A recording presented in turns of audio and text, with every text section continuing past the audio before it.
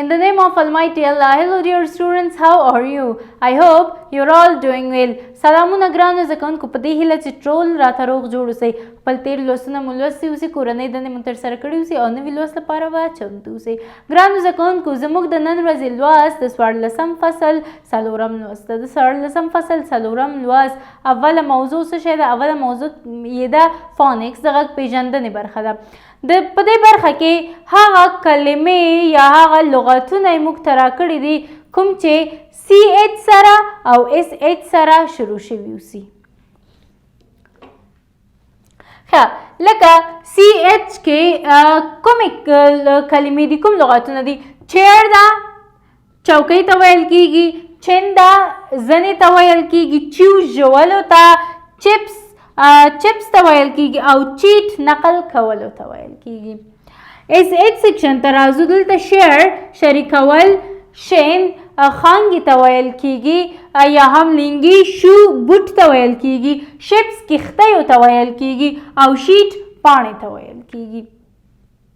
د فونیک په برخه کې دغه CH او SH سره چې کومې کلمې یا لغتونه شروع شوي هغه یې راکړي وو. د دې ترڅنګ موږ ته یې لاندې برخه کې ځینې انځورونه راکړي دي، کولی شئ چې انځورونه وګورئ. نو ګرانو زده کوونکو پړبي کې ویلي دي چې ستاسو ښوونکي به چې څه وکړي دغه کلمې لغتونه به تاسو یعنې ووایي، وبه یې لولي. تاسو چې کوم کلمې اورئ باید څه وکئ هغه ولیکئ. ښه انځور ته په کتو سره اول انځور کې باید څه راشي؟ شپ یعنی کښتۍ. دویم انځور لپاره شیف پخلی کوونکو ته ویل کېږي. نمبر 3 چیکن.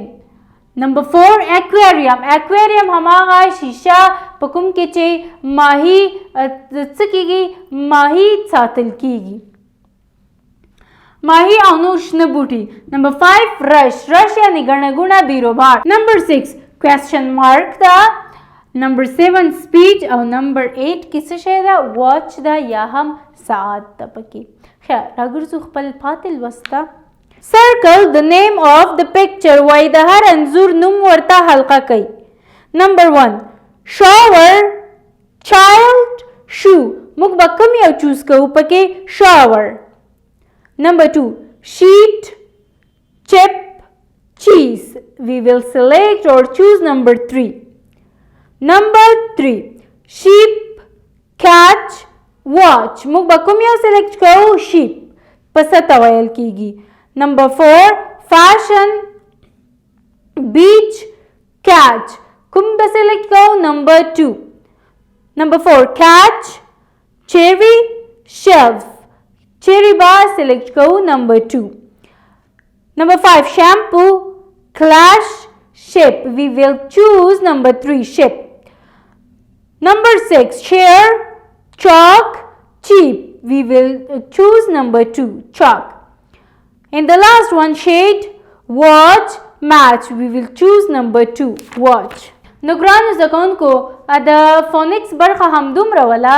اوس راځو د ګرامر سمري برخې ته. بیا هم د ګرامر لنډیز برخه ده. بیرته هماغه ګرامرونو په جملو باندې یو مرور کوو کوم چې موږ په تیرو فصلونو کې یا تیرو لوستونو کې لوستي اوسي. ښه راځو ګرامر سمري ته. کتاب په دې برخه کې اوله برخه ده invitation replies acceptance or refusal. invitation I would like you to come to my wedding. زه تاسو څخه دا غواړم چې زما د واده ته راشئ.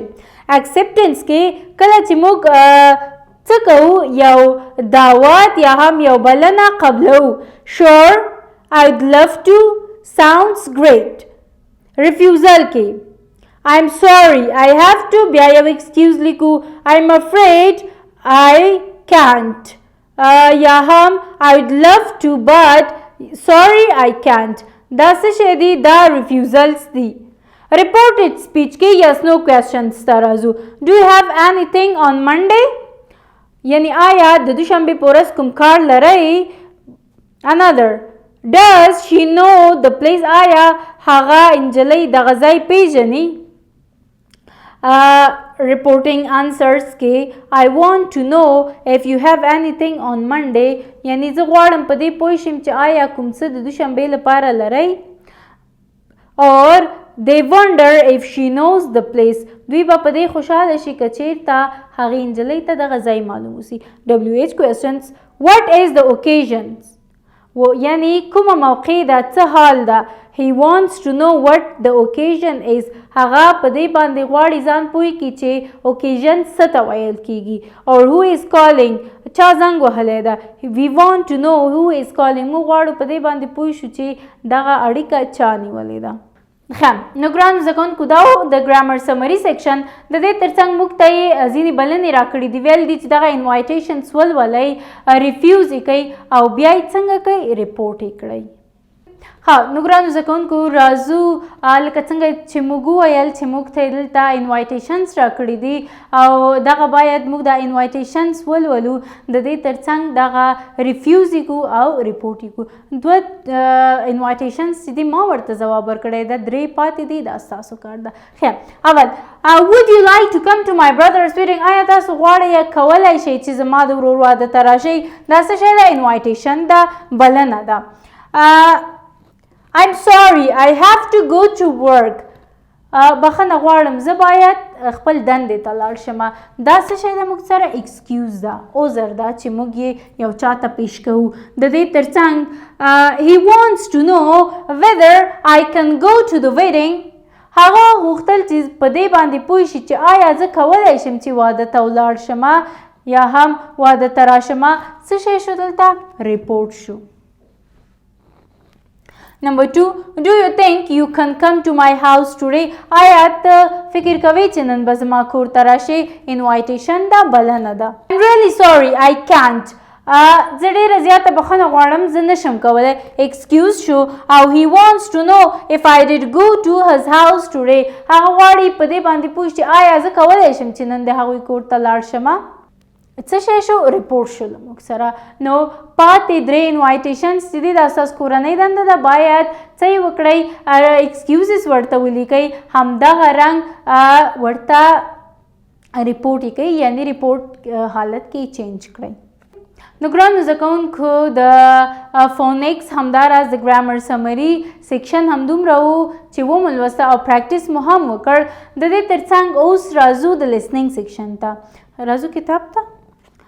یما can do his maths homework. یما خپل د ریاضي کورنۍ دنده نشي ترسره کولی and wants to talk to فواد. غواړي چې له فواد سره خبرې وکړي. Fawad's father answers the phone. د فواد پلار ټلیفون ته ځواب ورکوي. Listen to two of your classmates. خپلو دوه ټولګیوالو ته غوږ ونیسئ while they read and number the speech bubblers. کله چې هغوی دغه سپیچ څنګه کوي، یعنی لولي او دغه نمبرونه د سپیچ ببلرز چې ده دغه د وینا ببلرز څنګه کوي، دې ته شمیرې ورکوي. if they do it in a wrong way، که چېرته دوی په غلطې طریقې سره ترسره کوي and then yourself number them in the right order use a pencil. نو بیا تاسو باید څه وکړئ؟ باید تاسو صحیح طریقې سره ورته صحیح شمیره ورکړئ. خیر، نمبر 1 hello، سلام. Number 2, hello Mr. Khan. سلام ښاغلی خان. This is یما انتظار ده، یما انتظار، یعنی زه یما انتظار خبرې کوم. Can I talk to Ramesh please؟ آیا زه کولی شم چې له رامش سره خبرې وکړم؟ Number 3 راځي. Oh یما، hello I'm sorry Fawad isn't in. وایي سلام یما، بخښنه غواړم فواد نشته ده، یعنی په کور کې نشته ده. نمبر 4 ته راځو. Can he call me back later؟ آیا کولی شي چې بیرته ماته وروسته زنګ ووهي؟ Number 5 No I'm sorry، نه بخښنه غواړم he can't، هغه نشي کولی. He is at Jamshed's house for a sleepover، هغه د خوب لپاره د جمشید دوی کور ته تللی ده. Number 6 Oh I see، oh پوه شمه. Well can he call me tomorrow morning؟ ښه، آیا هغه سبا سهار ته کولی شي چې ما سره اړیکه ونیسي؟ Number 7 Yes he can، هو هغه کولی شي. I'll tell Fawad when he comes home، زه به فواد ته ووایم کله چې هغه کور ته راغی. Number 8 Thank you Mr. Khan، bye. مننه کوم ښاغلی خان، د خدای په امان. نمبر 9 کې څه وایي؟ بای یما، خدای په امان یما. نو ګرانو زده کوونکو د لیسننګ سیکشن همدومره و. که سپیچ و کنورسیشن و د دوو نفرو ترمنځ باید دغو ته مو شمیره ورکړې وه چې د اول نه تر اتم نهمه پورې مو شمیرې ورکړلې. اوس راځو د وکابلري سیکشن ته. چوز د کریکټ آنسر وایي صحیح ځواب وټاکئ. نمبر 1 the person who answers the phone in a company is an or a هغه څوک، هغه شخص چې په یو کمپنۍ کې یا شرکت کې ټلیفون ته ځواب ورکوي هغه شخص څوک ده؟ is caller or operator. هغه زنګ وهونکی ده که اپریټر ده؟ په کار اچونکی یا هم عملي کوونکی، هغه څوک ده؟ اپریټر ده. نمبر 2 if someone is on the phone their line is full or busy. کچېرې څوک په ټلیفون باندې خبرې کوي هغه کرښه موږ ته څنګه راځي؟ نمبر 1 busy ښکاري یعنی بوخته ښکاري. Number 3 the telephone piece that you hold in your hand is the وای د ټلیفون هغه برخه چې تاسو په خپل لاس کې نیسئ هغه کومه برخه ده یا څه شی ده؟ ها. نمبر 4 you have to دې خانه خالي کې څه راځي؟ dial a number to speak to someone on the phone. تاسو باید یو شمیره ډایل کړئ چې له یو چا سره خبرې وکړئ. speaking section in groups do the phone conversation. د phone conversation ترسره کړئ. in your groups په خپل ډله کې follow the instructions. دغه لارښوونې تعقیب کړئ. you want to invite 5 of your friends to a dinner party. تاسو غواړئ چې خپل 5 ملګري د شپې ډوډۍ محفل لپاره وبلئ. write their names down in your notebooks. خپل کتابچو کې د هغوی نومونه ولیکئ. call each of them to invite them. هر یو ته زنګ ووهئ تر څو یې وبلئ. give them the day and date. هغوی ته ورځ او تاریخ وښیئ. if they are free کچېرې هغوی وخت درلود بیکاره و they will accept. هغوی به یې ومني. write accept next to their names. هغه چا چې بلنه ومنله د هغو د نومونو تر څنګ یې accept ولیکئ یعنې قبول یې کړه. if they are not free they will refuse. کچېرې هغوی بیکاره نه اوسي هغوی به یې رد کړي. write refuse next to their names. د refuse یعنې رد کول ولیکئ د هغوی د نومونو تر څنګ. ها. نو ګرانو زده کوونکو دلته یې د سپیکینګ سیکشن کې موږ ته ویلي دي چې تاسو غواړئ چې خپل 5 ملګري د ډوډۍ لپاره دعوت کوئ ویې بلئ. نو تاسو هر یو ته زنګ ووهئ. هغه چا چې دغه ستاسو انوایټیشن ایکسپټ که هغې نومونه تر څنګ ایکسپټ ولیکئ او هغه چا چې ریفیوز که باید څه ولیکئ؟ ریفیوز ولیکئ. ښه. د دې تر څنګ اوس راځو د 14 فصل د وکابلري سیکشن ته. نو ګرانو زده کوونکو اوس راځو د وکابلري سیکشن ته. وکابلري لولو. ناونس وربس اډوربس او اډجکټیوس یې څه کوو؟ لولو یې او معنا کوو. ښه. اول له ناونس څخه شروع کوو. ناونس ته راځو په نومونو کې ګورو چې کوم لغتونه لرو. so the first word is reservation. reservation reservation reservation means reserve کول یا هم نیول د یو ځای بک کول. number 2 appointment. appointment appointment appointment means ملاقات. number 3 graduation. graduation graduation graduation means فراغات. number 4 moment. moment moment moment means شیبه. number 5 shower. shower shower shower خپله شاور ته ویل کیږي. number 6 cheese. cheese cheese پنیر ته ویل کیږي. number 7 shelf. shelf shelf تاخچې ته ویل کیږي. number 8 clash. clash clash ټکر ته ویل کیږي. number 9 bubbler. bubbler bubbler حباب ته ویل کیږي. number 10 operator. operator operator operator means اداره کوونکی. نو دغه لغتونه د ناونس په سیکشن کې. اوس راځو ورب سیکشن ته. ښه. وربس کې لومړی لغت دا ډیټیل. ډیټیل ډیټیل تفصیل ته ویل کیږي. ورډ نمبر 2 forgot. forgot forgot means هېرېدل. د forget past form ده. number 3 browsing. browsing browsing browsing means لټون. number 4 register. register register means نوم لیکنه. number 5 transfer. transfer Transfer means لیږدول یا هم انتقالول. Number 6 match means سیالی. Number 7 attend means ګډون. Number 8 operate means اداره کول. Adjective section کې چې دوه لغات دي. The first word is wise means هوښیار. Number 2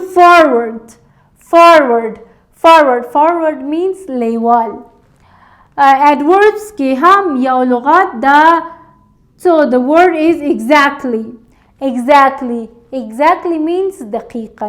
نو ګرانو زده کوونکو دا و د 14 فصل د vocabulary section چې ومولوسته.